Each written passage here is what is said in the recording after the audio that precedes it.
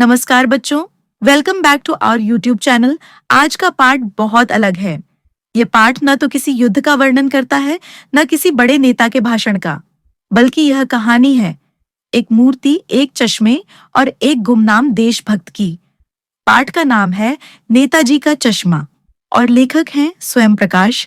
इस कहानी की सबसे बड़ी खूबसूरती ये है कि यह हमें सिखाती है देशभक्ति मन से नहीं, मन से निकलती है।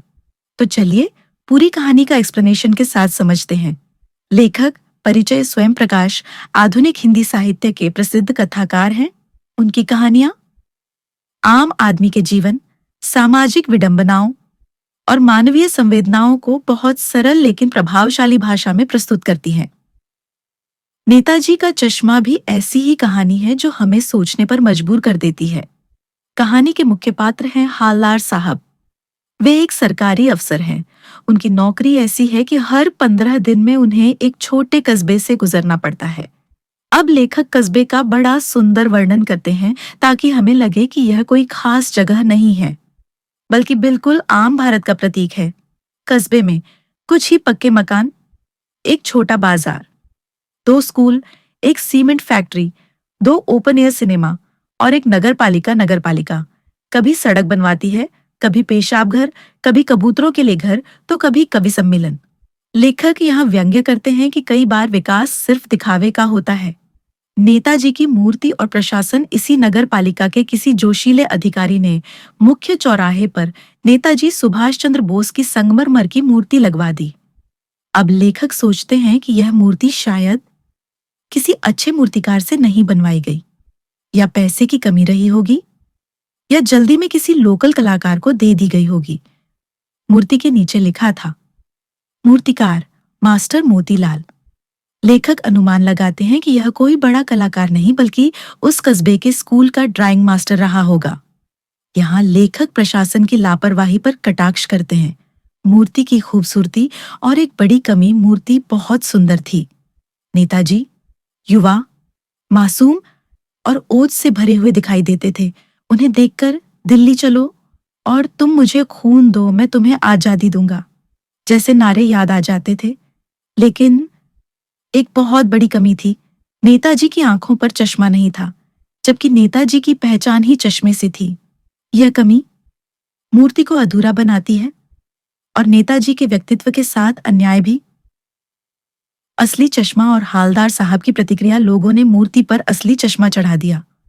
हालदार साहब पहली बार देखते हैं तो मुस्कुरा देते हैं और कहते हैं, वाह, मूर्ति पत्थर की और चश्मा असली।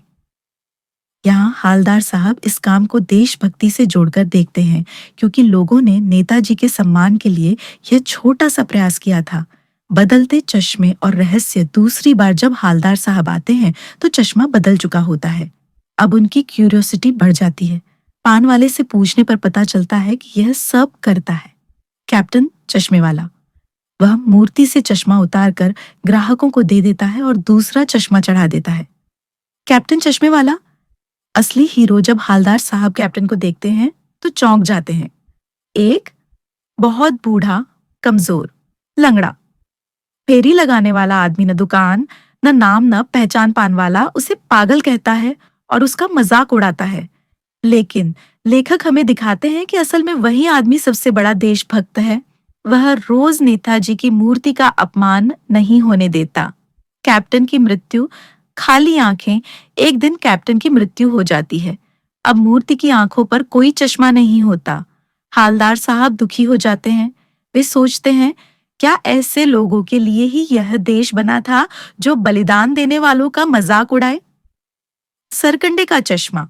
उम्मीद की किरण। अंत में जब हालदार साहब फिर आते हैं तो देखते हैं कि नेताजी की आंखों पर सरकंडे से बना छोटा सा चश्मा रखा है। यह बच्चों का बनाया हुआ होता है। यह दृश्य इतना भावुक है कि हालदार साहब की आंखें भर आती हैं। लेखक संदेश देते हैं, देशभक्ति मरी नहीं है।